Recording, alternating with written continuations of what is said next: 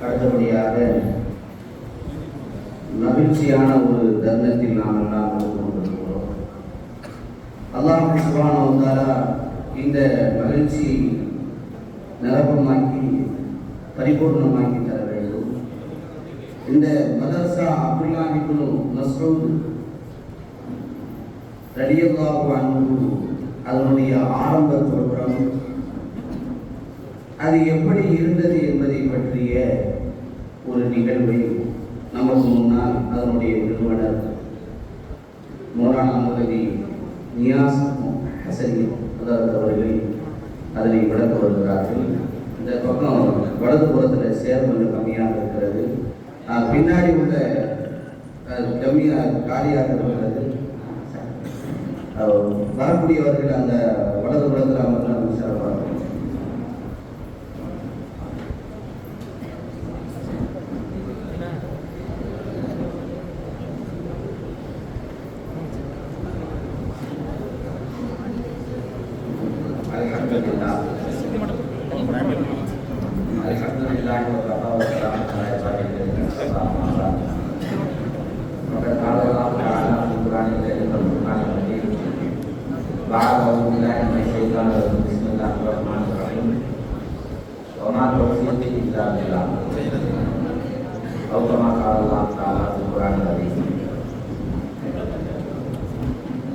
கணியத்திற்குரிய விழாவின் தலைவர் அவர்களே, இங்கே வந்திருக்கக்கூடிய மூத்த உலகங்களே, குறிப்பாக தர்வேசாலை அவர்கள், அதே போன்று இங்கே எஸ்ஐயாக பணிபுரிந்து கொண்டிருக்கக்கூடிய காவல் ஆய்வாளர் அவர்கள், இதுபோன்று பட்டம் வாங்கக்கூடிய உலமாக்களுக்கும் எனது மனமார்ந்த வாழ்த்துக்களை தெரிவிப்பதோடு எனது சிற்றுரையை ஆரம்பம் செய்கிறேன். அருமையானவர்களே, நம்ம எல்லாருமே அல்லாஹ்வுடைய உதவியில வாழ்ந்துட்டு இருக்கோம். அதில் யாரும் மாற்றம் இல்லை. நம்ம ரிஸ்கைகள் யாருன்னு கேட்டா என்ன சொல்லுவோம்? அல்லாஹ். ஆனா என்ன இதுல ஒரு ஆச்சரியம் சொன்னா, அல்லாஹ் டைரக்டா ரிஸ்க் அளிக்கிறானா? இல்ல, இன்டைரக்டா ஏதாவது ஒரு தொழில் செய்வோம், அந்த தொழில் மூலியமா ரிஸ்க் வரும். மனசை மாற்றி அதை உடைச்சு நம்ம என்ன சொல்லுவோம்? அல்லாஹ் தரான்னு சொல்லுவோம். அப்படித்தானே? செருப்புல வச்சிருக்கிறது, செருப்புல இருந்துதான் ரிஸ்க் வருது அப்படின்னு. ஒரு மதரசா நேரடியாக அல்லாஹ்வே நடத்துகிறான் என்று சொன்னால் அது இந்த மதரசா. அதனுடைய சுருக்கமான ஒரு வரலாறு என்னன்னு சொன்னா, நம்முடைய அஜீஸ் பாய் அவர் இஸ்லாத்தை தழுவி கிட்டத்தட்ட 17 வருஷம் ஆகுது. 17-20 வருஷம் இருக்கும்னு நினைக்கிறேன். அநேகமா அஜீஸ் பாய் இருக்கிறீங்களா? கீழே சிறுமத்தில் இருப்பாரு. இருக்கிறீங்களா? மாஷா நினைக்கிறார். இந்த அஜீஸ் பாய் நான் சங்கப்பேட்டையில இமாமாக சேரும் பொழுது எனக்கு பழக்கம். அவர் வரும்போதெல்லாம் என்னை பார்த்து என்ன செய்வாரு? நான் இஸ்லாத்தை ஏற்றுக்கிறேன், குரானை பார்த்தா அரபியில இருக்கு, இந்த குரான்ல அல்லாஹ் என்னதான் சொல்றான்னு நான் தெரிஞ்சுக்கணுமே, என்ன செய்யறதுன்னு கேட்பாரு. சரி, ஒரு 4 மாசம் ஜமாத்து போயிட்டு வந்ததுனால ஒரு ஆர்வத்துல பேசுறாரு போல இருக்கு, போக போக அது சரியா போயிடும் அப்படின்னு சொல்லிட்டு, இன்ஷால்லா அல்லாஹ் தஆலா உங்களுக்கு நசீப தருவான் அப்படின்னு சொல்லி நம்ம அப்படியே இது பண்ணிட்டோம். ஒரு நேரத்தில் ஒரு கேள்வி கேட்டாரு, நீங்க ஒரு அதற்கு நானே இந்த குரானை நான் விளக்கணும் இதோட 4-5 தடவைக்கு மேல சொல்லிட்டேன், இதுக்கான ஏற்பாடு நீங்க செய்ய மாட்டீங்களா? நாளைக்கு கியாமத்துடைய நாள்ல நான் இவ்வளவு கேட்டு நீங்க தரலன்னு உங்களை நான் நிப்பாட்டுவேன்னு சொல்றாரு. ஏற்கனவே நமக்கு ஏகப்பட்ட பாவம் இருக்குது. இதுல இதை சொல்லிட்டு கியாமத்துல நிப்பாட்ட சொல்லி சொன்னதுக்கு அப்புறம் எனக்கு மனசு கேட்கல. அதே நேரத்துல பாருங்க, ரஹ்மத்துல்லா இந்த இவர் பேர் ரகுராமன், இவருடைய அசல் பேரு ரகுராமன். இவர் என்ன செய்யறாரு? இஸ்லாம் தெரிஞ்சுட்டு இவர் வராது, இவர் குரானை வந்தாரு. அடுத்த அலியும் தெரியும். அவர் அசல் பேரு முனியாண்டி அலியும் தெரியுமாக, ரகுராமன் ரஹ்மத்துல்லாவாக, அப்துல் அஜீஸ் பாய்க்கு என்ன கோவிந்தராஜன் என்னவாக, இது ஆயிட்டு இந்த 3 பேருக்கு ஒன்று சேர்ந்துட்டு நாங்க குரானை வளர்ந்து என்ன செய்யறது அப்படின்னு கேட்கிறாங்க. இது நான் பிடிக்க ஆயிடுச்சு அப்படின்னு சொல்லி நேரா பள்ளத்துக்கு உங்க 3 பேரையும் கூட்டிட்டு போறேன். போகும்போது ஆனந்தம் உங்களுக்கு மனைவியை பேசிட்டாங்க, குழந்தைகிட்ட பேசிட்டாங்க, ஆனந்தம் 3 பேரையும் போய் சேர்த்துறோம். அல்லாம மருமகன் அப்துல் பிரசாதி எழுதுறதுக்கு முன்னாடி 3 பேரையும் கொண்டு போய் நிப்பாட்டி எதுக்கு வந்திருக்கீங்கன்னு கேட்கிறாங்க. மதரசாவை சேர்க்க வந்திருக்கீங்க. அவர் தேடுறாரு, மாணவன் எங்கன்னு தேடுறாரு. ஏன்னா என்ன ஆள்லாம் வந்திருக்கீங்க, யாரை சேர்க்க போறீங்கன்னு கேட்கும்போது நான் சொன்னேன் இவங்க 3 பேரையும் தான் சேர்க்க போறேன்.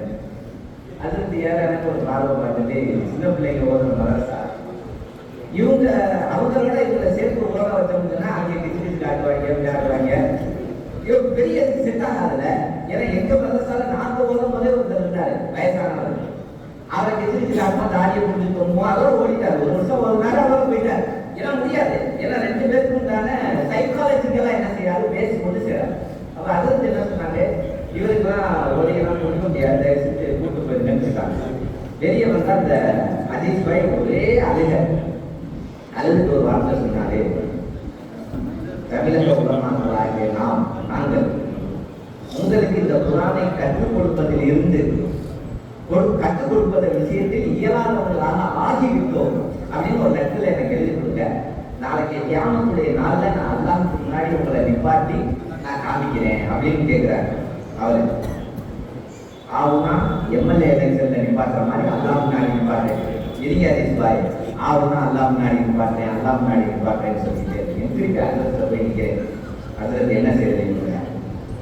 இப்போ அதிரத்து என்ன சொன்னாங்க, இப்படி நிறைய பேர் வந்துட்டு இருக்காங்க, என்ன செய்யறதுன்னு தெரியல, என்ன வழிகாட்டுறதுன்னு தெரியல. உன்னை என்ன செய்ய, நீங்களே செய்ய, இவங்களுக்காக ஒன்று ஆரம்பிச்சிடக்கூடாது, ஏன் நீங்க செய்யக்கூடாது அப்படின்னு.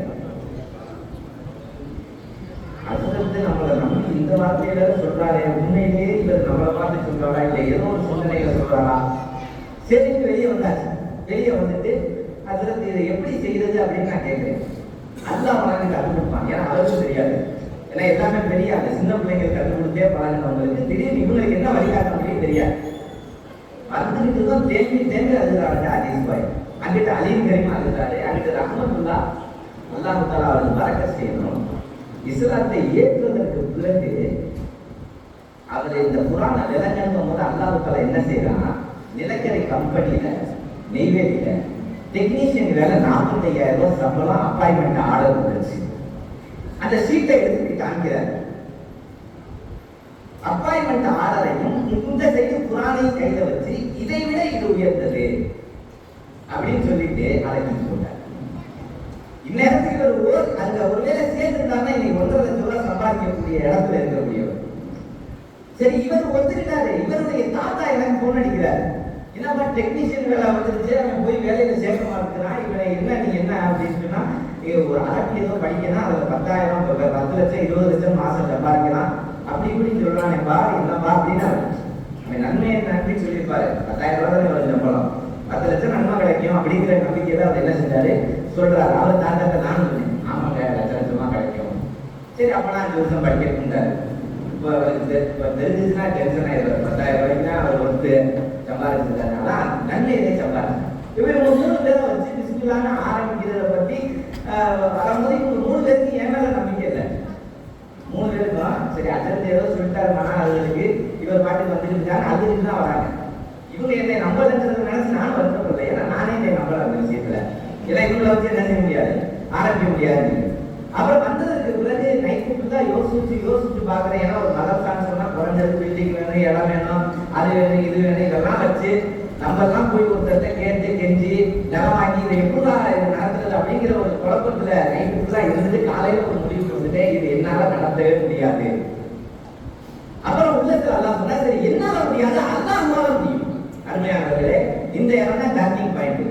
சரி, அல்லாஹ்வால முடியுன்றவன அல்லாஹ் தஆலா எனக்கு சிந்தனை போட்டா நமக்கு தான் பெருமாள்பட்டி பள்ளிவாசல் இருக்குது.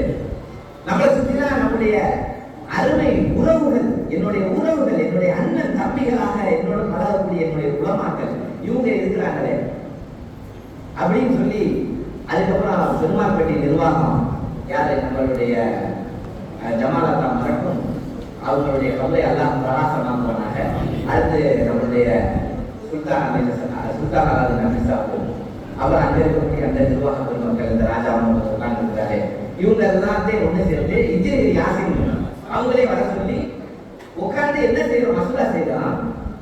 இன்ஷா அல்லாஹ் ஒன்னாவது சும்ராவை இங்க ஆரம்பிச்சிருந்தது. இவங்க 3 பேருக்கு ஆரம்பிச்சிருந்தது. அதே போல யார் இது மாதிரி ஓரணும்னு ஆசைப்பட்டு இருக்கிறாங்களோ அந்த நாகனுடைய இவங்களுக்கு ஆரம்பம் செஞ்சது பார்த்தா 6 பேர் அட்மிஷன் ஆயிட்டாங்க. அது தெரிஞ்சவங்க, ஏன்னா நிறைய பேர் ஆர்வம் ஆசையோட இருந்தது போல 6 பேர் அட்மிஷன் ஆயிடுச்சு. அப்புறம் என்ன முடிவு பண்ணோம், இந்த உஸ்தாத்மார்கள் எல்லாத்தையும் வர சொல்லி உஸ்தாதுகளுக்கு சொன்னோம், எல்லா மதரசாவும் மாணவன் போதுமா, ஆசிரியருக்கு சம்பளம். ஆனா இந்த மதரசா தலையிலாம் மாணவனுக்கு சம்பளம், ஆசிரியருக்கு சம்பளம் கிடையாது. மாணவனுக்கு சம்பளம், ஆசிரியருக்கு சம்பளம் கிடையாது. எல்லாமே தலையில. இந்த அத்தா இருக்காரு, எதிரிகள் தான் எல்லாருமே மகனை தானே உர வைப்பாங்க. இவர் மகன் அத்தா உர வச்சிருக்காரு, இவர் மகன் அத்தா உர வச்சிருக்காரு. எல்லாமே ஒரிஜினல் நடத்திட்டீங்க. சிறியவர்களை வைத்து நடத்த வேண்டிய ஒரிஜினல் நடத்தி எல்லாருக்கும் மாஷாஅல்லாஹ் சொன்னாங்க. எந்த டைமும் இல்லை அந்த விஷயத்துல. அல்ஹம்துலில்லாஹ் இப்படிப்பட்ட மாணவர்களை நடத்தணும்னு சொல்லி பேசுறோம். மாஷாஅல்லாஹ் 14 உஸ்தாத் தயாராயிட்டாங்க. 8 பீரியட் தான். எப்படி ஒரே பீரியட் 2 பேர் நடத்த முடியாதுல்ல, அந்த 8 பேரை ஆசுவாசப்படுத்தி இன்ஷாஅல்லாஹ் அடுத்த வருஷம் நடத்தி கொள்ளலாம். அப்ப நிறைய பேர் சொன்னாங்க இது 1 வருஷம் நடக்கணும், ஆர்வத்துல வருவாங்க. நானும் நம்பினேன், ஆமா 1 வருஷம் நடக்க ஆர்வத்துல வருவாங்க. பார்த்தா 2வது வருஷம், பார்த்தா 3வது வருஷம், 4வது வருஷம். சரி, உங்களுக்கு சாப்பாடுக்கு என்ன பண்றது, என்ன ஒரு முடிவு எடுத்தோம். அல்லாஹ் தஆலா குர்ஆன்ல இந்த ஆயத்து இப்போ எனக்கு அந்த ஞாபகம். குர்ஆனை எடுத்து ஓதுறேன், எப்பவுமே ஏதாவது எனக்கு ஒரு பிரச்சனைனா குர்ஆனை எடுத்து ஓதுவேன். அப்ப குர்ஆனை எடுத்து ஓதும்போது அல்லாஹ் தஆலா ஒரு விளக்கத்தை கொடுப்பான். அப்ப எனக்கு முதல் பக்கத்துல அலிஃப் லாம் மீம் தாலிகல் கிதாபில் வேதம் லா ரைப ஃபீஹி, இதுல எந்த சந்தேகமும் இல்ல, ஹுதல் முத்தகீன், இது யாருக்கு நேர்வழி காட்டும், இறைச்சியுடையவர்களுக்கு நேர்வழி காட்டும் சொல்லிட்டு இந்த மதரசா நடத்துற ஃபார்முலாவா அல்லாஹ் எனக்கு கட்டுறான். அல்லதீன யுமினூன பில் கைப். சரி, நம்ம மறைவானதை வச்சு என்ன செய்வோம், அல்லாஹ் கிட்ட கேட்டே இந்த மதரசாவை நடத்துவோம். இப்ப யுகீமுன ஸலாத்த, பள்ளிவாசல்ல இமாமா சேர்த்துருவாங்கலாம். எந்த பள்ளியெல்லாம் கூட்டி கிடக்குதோ, அருமையான பெரியவர்களே சோழர்களே, மதுரை மாவட்டத்திலே 115 பள்ளிகள் கூட்டி கிடந்தது. 115, ஒரு பள்ளி 2 பள்ளி இல்லை, 115 பள்ளி. அல்லாஹ்வுடைய கிருபை 42 பள்ளியை இந்த மாணவர்களை வைத்து திறந்துருக்கிறோம். 4 பாடம் சொல்லக்கூடிய இடத்துல வச்சிருக்கோம். மாஷாஅல்லாஹ். அப்ப என்ன, யுகீமுன ஸலாத்த மிம்மா ரஸக்னாஹும் யுன்ஃபிகூன், நாம் எதை கொடுத்தோமோ அதிலிருந்து செலவு செய்வார்கள். அதனால இதுக்காண்டி சண்டா யார்கிட்டையும் போய் வசூல் பண்ணிடக்கூடாது, யார்கிட்டையும் போய் இவருடைய மாணவர்கள் காட்டி கொடுங்க நின்றக்கூடாது. மிஞ்சி போனா மனைவியுடைய நகையை விற்போம், நிலத்தை விற்போம், எல்லாத்தையும் விட்டேன், எல்லாத்தையும் அல்லாஹ்வுக்காக. மாஷாஅல்லாஹ். போன வருஷம் தான் வருஷம் ஃபுல்லா என்ன செய்யறது. ஆனா இவங்களுக்கு சாப்பாடும் பயங்கரமான சாப்பாடு, ரொம்ப பயங்கரமான சாப்பாடு, ரொம்ப பயங்கரமான அது பள்ளிகள். ஆச்சரியமா இருக்கும் உங்களுக்கு கேட்டா. 40 பேருக்கு ஒரே ஒரு பாக்கெட் தயிர்ல மனைவி தயிர் சாதம் செஞ்சுக்கோங்க. நீங்க லேப் டெஸ்ட் கொடுத்தா கூட அது தயிர் சாதம் கண்டுபிடிக்க முடியாது. லேப்ல டெஸ்ட் கொடுத்தா கூட, ஆனா சாப்பிடுவாங்க அந்த மாணவர்கள். அப்படியே இப்போதைக்கு மனைவி நல்லா சமைக்கிறோம்னு தான் நினைச்சிட்டு இருக்கு. புள்ளத்தையும் சாப்பிடுவாங்க மாஷாஅல்லாஹ் சொல்லி. லெமன் சாதம் ஏதாவது ஒரு கொட்டை கிடக்கிறத பார்த்துட்டு தான் கண்டுபிடிப்பாங்க, இது லெமன் இருக்கு, லெமன் போட்டுருக்காங்கன்னு சொல்லி. இவ்வளவு கஷ்டத்தோட இந்த மாணவர்கள், அருமையானவர்களே, இதை நடத்தும் பொழுது ஒவ்வொரு மாணவர்களுடைய கஷ்டம் அல்லாஹ்வுக்கே புகழ் அனைத்தும். ஒரு மாணவர்கிட்ட நானே எல்லாருக்கும் கேட்கறது, எப்படி அவங்க வாழ்க்கையை ஓடுற. அப்ப அந்த மாணவர் சொன்னாரு, அதாவது எனக்கு 6000 ரூபாய் சம்பளம் தரீங்க, 3000 ரூபாய் வீட்டு வாடகை, 1000 ரூபாய் 1500 ரூபாய் பிள்ளைக்கு பால், 1000 ரூபாய் பெட்ரோலுக்கு, மிச்சம் 500 ரூபாய்க்கு அரிசி வாங்கிட்டு டெய்லி கணவனும் மனைவியும் அந்த அரிசியில கஞ்சியாவே குடிச்சுட்டு இருக்காங்க.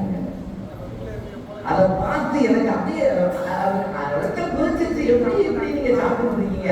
அப்படியே ஒவ்வொரு மாணவர்களுக்கு பின்னாடியும் பெரிய நான் 1 லட்சம் ரூபாய் சம்பளத்தை இறந்துட்டு வெறும் 7000 ரூபாய்க்கு இருந்து ஓதிக்கிட்டு இருக்கிறாரு.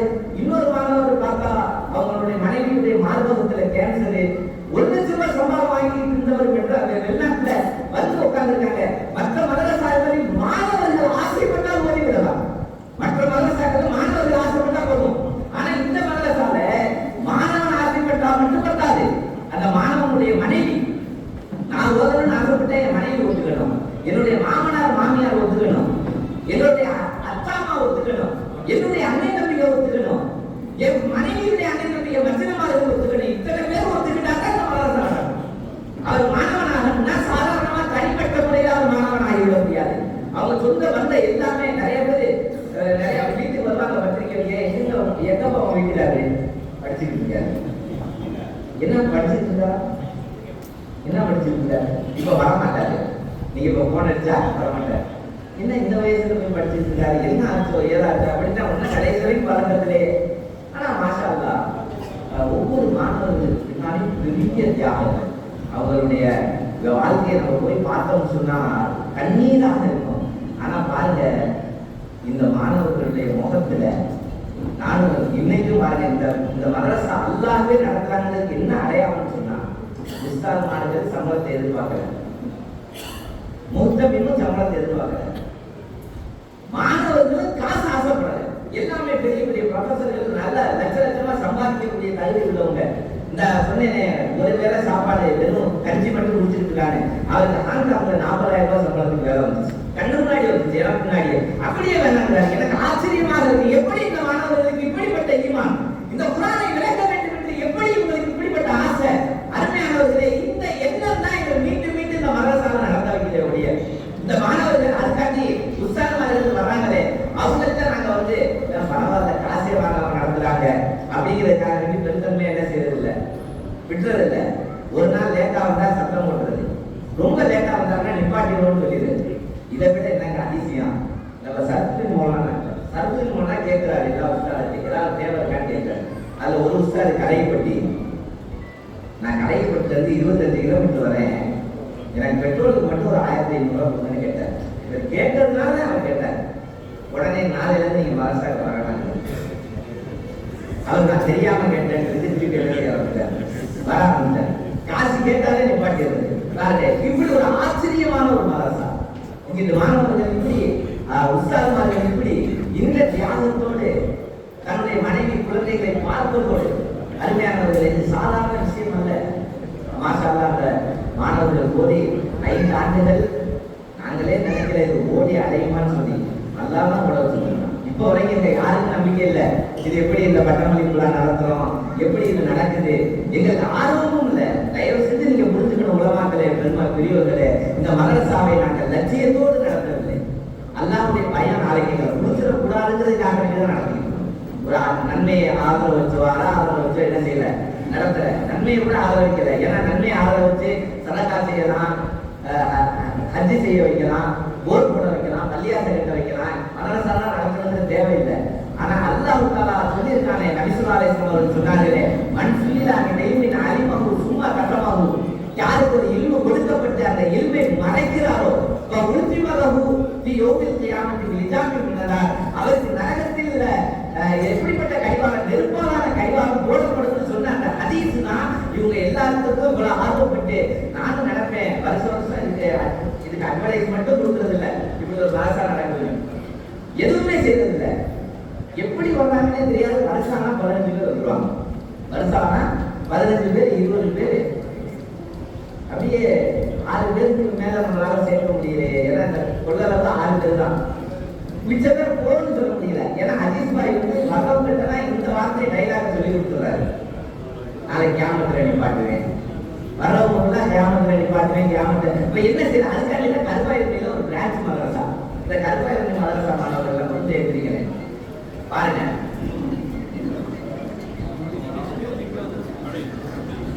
இவங்கெல்லாம் பார்த்தா உங்களுக்கு பெரியவங்க மாதிரி தெரியுதா இல்லையா? முன்னாடி வர மேடையில பாருங்க, இவங்கெல்லாம் பார்த்தா பெரியவங்க மாதிரி தெரியலா, வயசான மாதிரி தெரியுதா? இவரெல்லாம் மாணவர், இவர் ஒரு மாணவர், மாணவர் காலேஜ் நடத்துறாரு, இவர் ஒரு மாணவர், அவர் ஒரு மாணவர் வயதானவர், இவர் ஒரு மாணவர், இவர் மகன் ஆலிமே, மகன் அக்கா ஆலிமாக்க போறேன் மகனே செஞ்சாரு. எங்க அக்கா எப்படி ஆலிமாக்க முடியும் தெரியும். இவர் 10 பிள்ளைய பெற்றிருக்காரு மாஷா.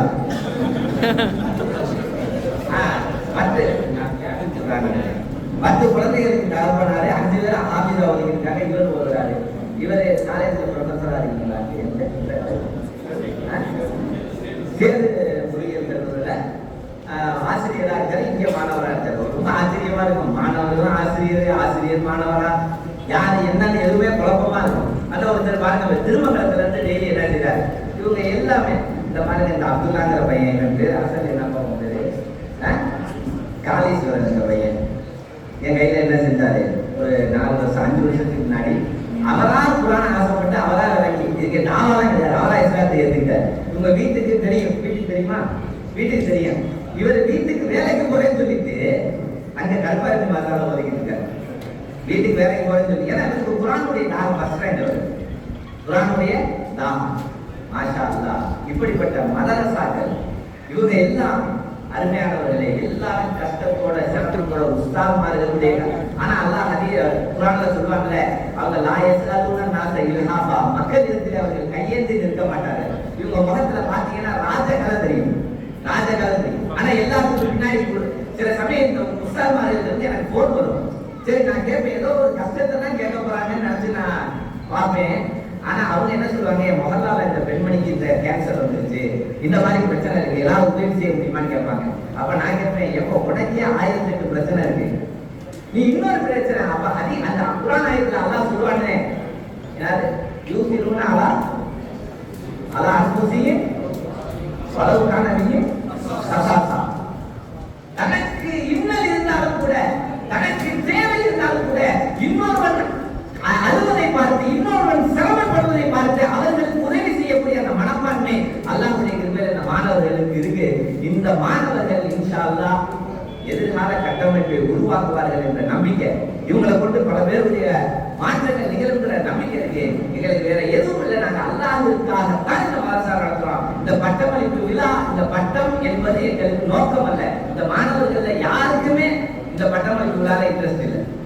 ஆச்சரியம் என்னன்னா, எங்களுக்கு எதுக்கு பட்டம் கொடுக்குறீங்க, நாங்க ஒன்னா ஓதணும், இன்னும் கத்துக்கணும், தேவபந்து போகணும், சஹாபுக்கு போகணும் அப்படிங்கிற ஆர்வத்துல தேட்டத்துல மாஷா அல்லாஹ் இருக்கிறாங்க. அருமையான பெரியவர்களே, சகோதரர்களே, இப்படி ஒரு தியாகத்துல தான் இந்த மதரசா இயங்கி கொண்டிருக்கிறது. இரண்டாவது முக்கியமான விஷயம் நீங்க புரிந்து கொள்ளணும், இந்த பெருமாள்பட்டி ஜமாத் என்பது மேலூர் பெரிய பள்ளிவாசலுக்கு கட்டுப்பட்டது. மேலூர் பெரிய பள்ளிவாசல் என்பது மேலூருக்கு பொதுவானது. அதனால இந்த மதரசா இருக்கிறதே, இது தனிப்பட்ட நியாஸ் மௌலானாவுடைய மதரசா கிடையாது, அஹ்மத் ஷா மௌலானாவுடைய மதரசா கிடையாது. இது மேலூர் மக்களுடைய மதரசா. மேலூர் இந்த மதரசா நடத்துறதுக்கு பல சிரமங்கள் வரக்கூடிய சமயத்துல அல்லாஹ் தஆலா பாருங்க, என்னதான் அவதூறு வந்தாலுமே கூட அல்லாஹ் தஆலா உதவி செய்யறாங்க. சுலைமான் பாய், சரி இந்த மதரசா நடத்த வேணாங்கிற மாதிரி ஒரு சூழ்நிலை வரும்போது சுலைமான் பாய்க்கு டக்குனு எனக்கு என்ன செஞ்சார், கப்பல் கொடுத்துட்டார். ஜி அது என்னாச்சு, நான் உங்களுக்கு லேண்ட் வாங்குறேன், நான் உங்களுக்கு ஒரு கட்டடத்துல கட்டித்தரேன். எங்க கட்டடத்துல, ஆனா எனக்கு அருமையானவர்களே இன்று வரைக்கும் இல்லையா, என்ஜினியர் ஆசிரியர் சொல்லுவாங்க, எதுக்கு ஒரு பள்ளிவாசல் நின்றுட்டு ஜமாத்துல இருந்துட்டு 10 பேர்கிட்ட கேள்வி கேட்டு 10 பேர்கிட்ட பதில் சொல்லிட்டு நீங்க அதை ஒரு தனியார் மயமா கொண்டு வந்துடலாமேன்னு சொல்லுவாங்க. ஆனா அருமையானவர்களே, இந்த மதரசாவிலே 3 சுன்னத்துகள் இடம்பெறுகிறது. இந்த 3 சுன்னத்துகளுமே அல்லாஹ்வுடைய கிருபையில இஸ்லாம் வளர்ந்தோங்கி, இஸ்லாமிய குணநலன்கள் வளர்ந்தோங்குவதற்கு காரணமான சுன்னத்துகள். முதல் சுன்னத்து மஸ்ஜிதிலே மதரசா நடக்குது.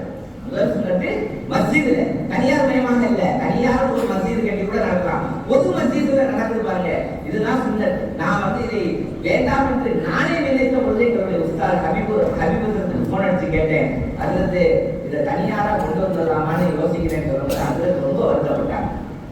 இந்தியாவுல கிட்டத்தட்ட 10 லட்சம் மஸ்ஜிதுகள் இருக்கு. இது மாதிரி ஒரு 4 மஸ்ஜிது கூட கிடையாது. மஸ்ஜிதுல இமாமாக இருக்கும், மஸ்ஜிதுல இல்ம கற்றுக்கிறது, அந்த மஸ்ஜிதுல இல்ம கற்றுக்கொள்ளக்கூடிய சூழ்நிலை. 2வது, நபி அவர்களுடைய மாணவர்கள் எல்லாம் வயது முதிர்ந்தவர்கள், சின்ன பிள்ளைங்க கிடையாது. அதிகமான பேர் என்ன வயது, அந்த சுன்னத்தை என்ன செய்யுது, இது பண்ணுது. 3வது, உஸ்தாதுமார்கள் தியாகத்தோடு நடத்துவது, எந்த எதிர்பார்க்காம அந்த சுன்னத்தும் நடக்குது. இந்த 3 சுன்னத்து இன்ஷா அல்லாஹ் கியாமத் நாள் வரைக்கும் நடக்கும். மேலூர் மக்கள் தயவு செஞ்சு மதரசாவுக்கு முழுமையாக ஒத்துழைப்பு செய்ய. இந்த மதரசா மேலூர் மக்களுடைய மதரசா. இந்த மதரசாவுடைய முழு பொறுப்பு